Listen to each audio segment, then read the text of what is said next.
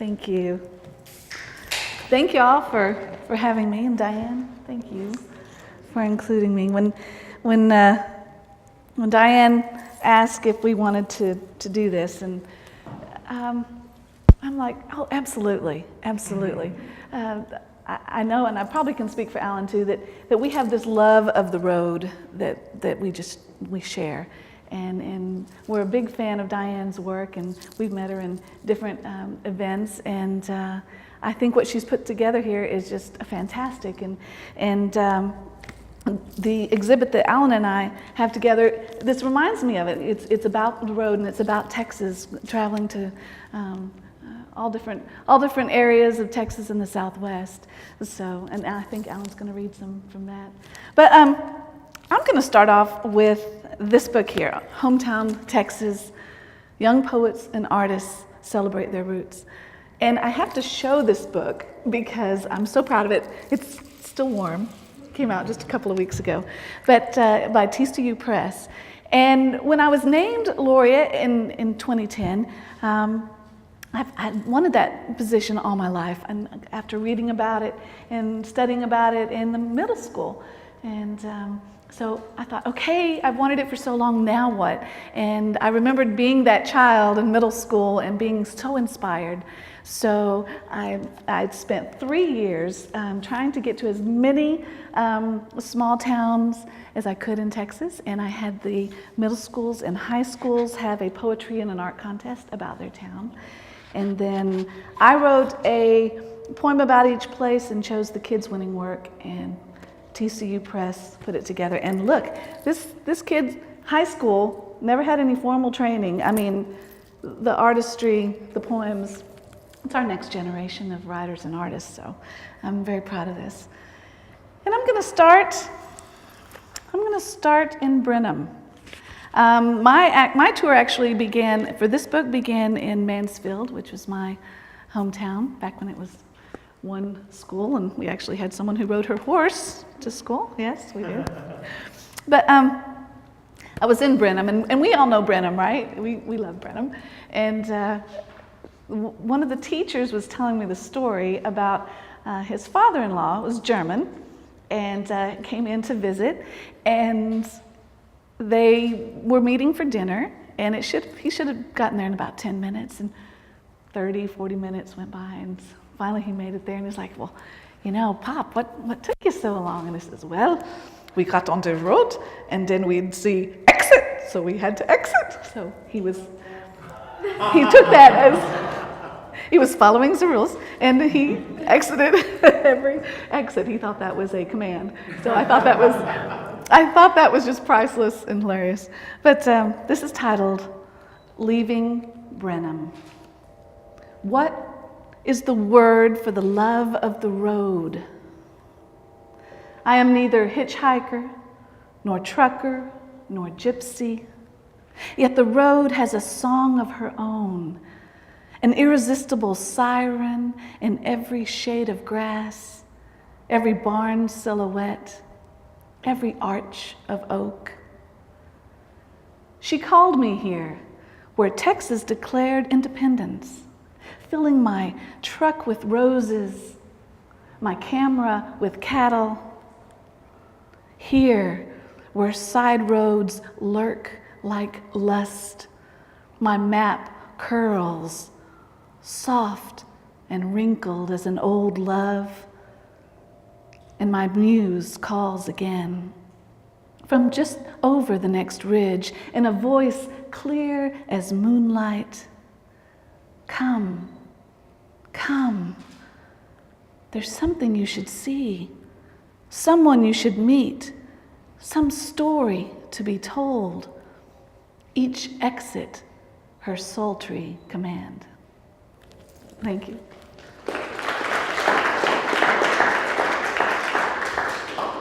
Yeah, you know, and it's the stories, and we talk about the journey, and I think, well, of course, I think metaphor is one of the greatest invention man's ever done. Well, besides hot running water and the internet, and those little tissue things that cover up the toilets, those were a great invention. But the metaphor, you know, it's like, How can you, a way to explain something deeper with something else? We take it for granted, but when it's used so well, it's wonderful. We're traveling out. We're traveling to Marfa, West Texas. And I'd always heard of the Marfa Lights. Have y'all heard of the Marfa Lights? I thought it was a myth. It's not. I was out there, I was looking for them like they were the Aurora Borealis, but no, they're down on the horizon. They look like car lights, really. The first, I think, account of it was in the late 1800s. A cowboy thought he saw Apache fires, campfires. And then years later, when they spoke to the Native Americans, they said, oh, we thought they were fallen stars. So they've been there forever. So it's fun on the journey to find those things you've always heard about. And I'm a rock hunter. I love rocks, all right? I love stones of every kind. And up in the Marfa Mountains is just at your feet, all of these gems. It's really incredible. And okay, I have to tell you, I stayed at this little motel called the Antelope Motel, right? $40 for a week. Okay, we know. Antelope Motel. But it was quaint and cute and adorable. But it had holes everywhere because it was in the 40s, built in the 40s. And I know what lives behind plumbing, you know, and it's West Texas. So I like sticking my wash rags and things in, and I kept my suitcase zipped because I'm terrified of scorpions. But on this trip, on this part of the journey, is I came to peace with scorpions, and this is titled, Making Peace with Scorpions. I learned they always travel in pairs. They mate for life.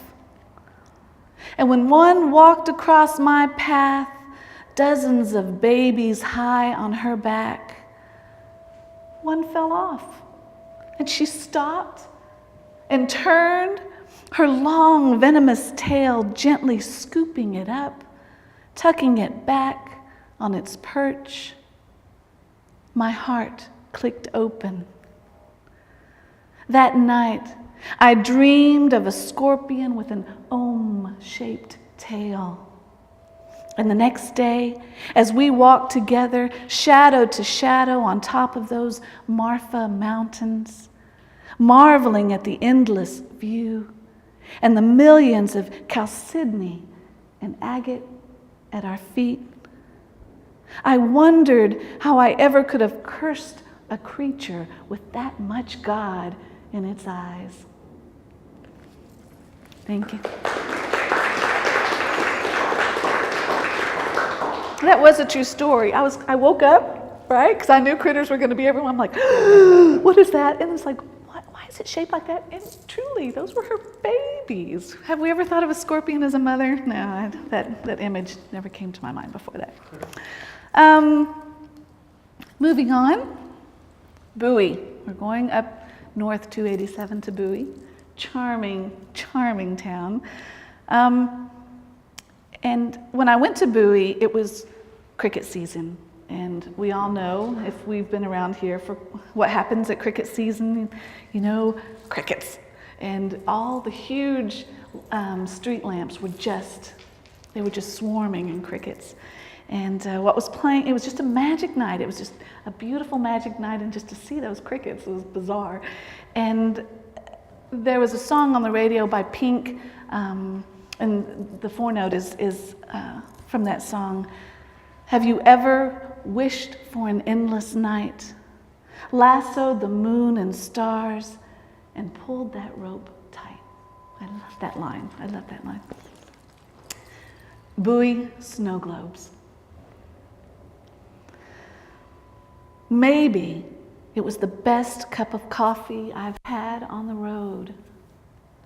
Or because the entire town took flu shots at the Dairy Queen.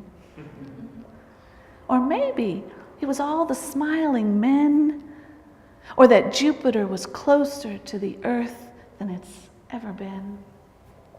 Or that my birthday was the day before, the first cool evening of the season, stars sparking crisp and tight, or that the air was intoxicating, a mix of cedar and cattle and night.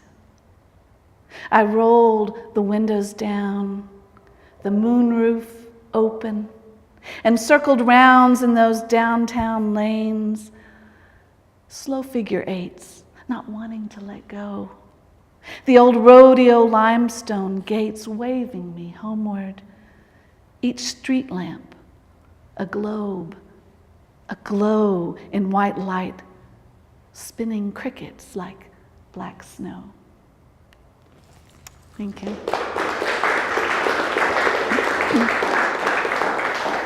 You know, TCU did this book. I'm going to move to this, the Poet Laureate series. And you know, we just have to reach out and applaud, oppress. Anyone who publishes poetry in this day and age is doing it out of a labor of love. You know they're not getting their money out of it. Poetry is not the best seller that there is, but I just applaud and I encourage you when it comes time for Christmas or support of charities to support those presses that work so hard. So I'm so grateful that places still put out the book. We're fine in this digital world. Digital work is wonderful and it has its place, but we have to remember that the book is an art form of its own, and we cannot leave it. And we cannot lose it. It's the smell, it's the feel, everything. So that's my shout out there, off my soapbox. I'm just going to read a couple from this one. And I had to pick this one because one of my favorite souvenirs on road trips are charms. My charms. And I know it's not the ideal thing when I'm reading, so I'll try to keep still. Charm bracelet. I read about a woman who remembers everything. It's a curse, she had said. A disease to have to remember every single moment, whether it be from 3 or 10 or 25 years ago. How exhausting her life must seem to have the mundane as unforgettable as the remarkable. The opposite extreme of Alzheimer's, where all you have is this one moment and nothing before. I've filled up 3, almost 4 charm bracelets with the many places I've been, with all my great adventures. But lately, I find myself wanting more silver charms. Historical markers for all of those moments I never want to forget. Moments I can recount to grandchildren on my lap as we finger through each silver glory of my life. Look, see this precious babe with wings to remember the day your mother was born. And this one, an Edelweiss flower, to remember that Austrian village where I first fell in love. Ah, and this one is my favorite. A tiny silver cup to remember how he curled his hand around the back of my neck and gently raised me up to his lips. Thank you.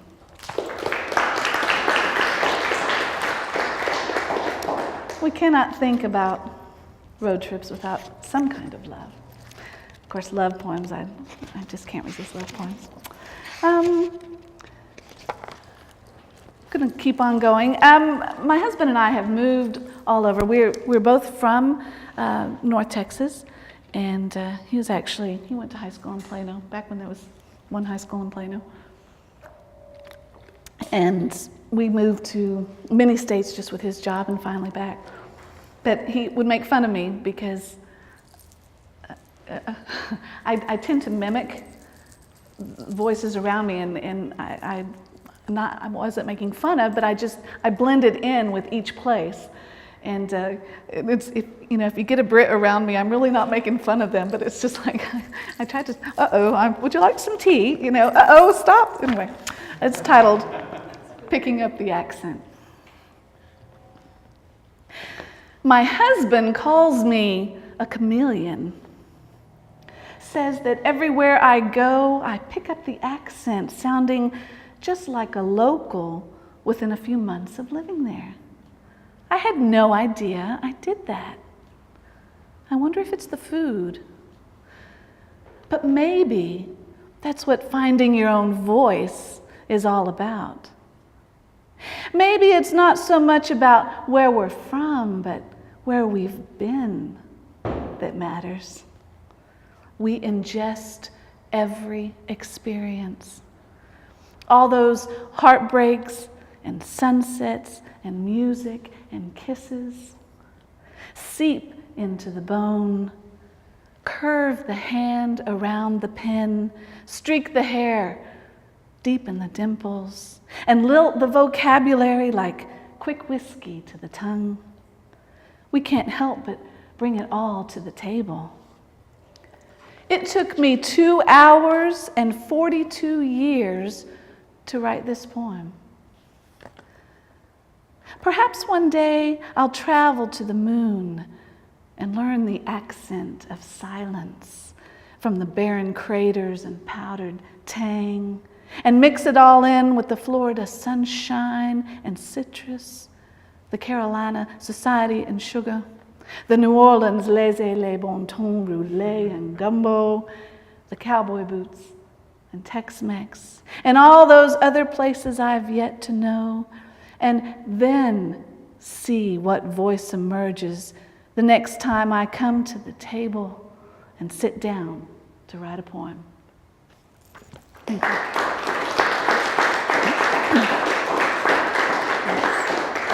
And I'm going to leave you with this one, because I know we're anxious to hear Alan. This is probably one of my most requested poems. I love getting people there who say, "Would you read this one? Would you read that one?" This is probably second to Spock Thinks I'm Sexy, which is another book. But I was at a doctor's office, right, and waiting, and they had one of those great big world globes, you know, the kind that are on the floor, and you play and you turn. And I rolled it over to the United States, and it was a globe from the late 1800s. So Texas took up like 3/4 of the United States, as it should. As it should. And so I was there just playing with it, and I put my hand on it and realized, the whites of my nails go from Huntsville to Jasper. And that's all it took for a deranged mind, you know. It goes into my head, and I love to write about men and love and the road, and well, this is just the combination. So I'll leave you with this one. Thank you. And it's titled, When Texas No Longer Fits in the Glove Box. Once you unfold a road map of Texas, your world is changed. Towns like Falfurrias and Carthage and Maypearl suddenly become part of your life. And once you see them, you can't go back to not knowing them. You have to go there, even if it's just with your eyes or your finger, tracing those crow's feet county roads into unexplored territory. That's how knowledge works. That's how knowing works. Life is expanded. There's no going back. There's no refolding the map. It's like meeting an alarmingly charming man, discovering his dangerous detours and thrilling new paths, finding unforeseen forks and magnificent natural beauty. You'll look up at him and know that the crinkly arch between his eyes goes from Childress up to Amarillo, then back down to Muleshoe. That the whites of his nails reach from Huntsville to Jasper. That his green eyes encompass the Metroplex from Fort Worth to Denton to Dallas. And you can't help but imagine that the crooked hairline beneath his navel would run all the way down Highway 281 and across the border into dark, exotic Mexico.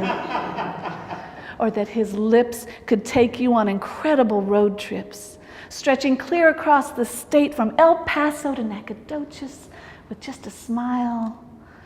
Or that the best kiss of your life would whisk you through the wild, flowered hill country and leave you weak-kneed and breathless along the riverwalk of old San Antone. Thank you all so much.